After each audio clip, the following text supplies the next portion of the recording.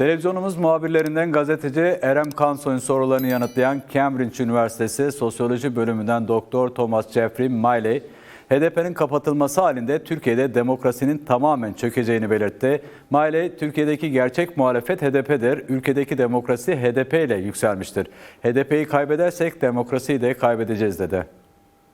The significance of the HDP in Turkey.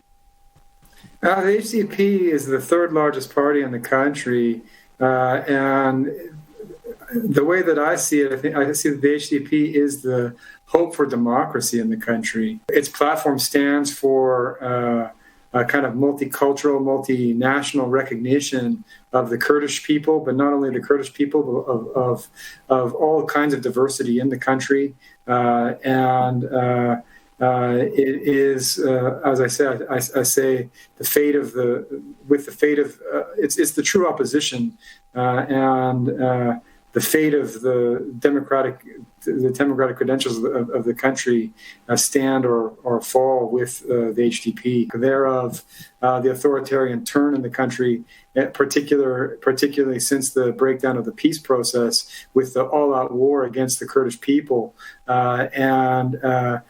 with the all-out war against the Kurdish people has come a severe repression of the HDP, its representatives jailed, its representative, the party repressed brutally, along with the repression of the Kurdish people, and it very much indicates the authoritarian turn of Erdogan's government.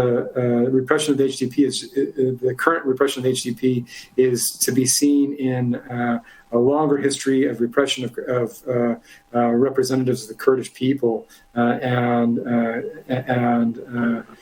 I think it's important that the trade unions raise that broader issue of the freedom for Abdullah Öcalan, the delisting of the PKK, and the end to the repression of the representatives of the Kurdish people, including the HDP. Dear Thomas Jeffery.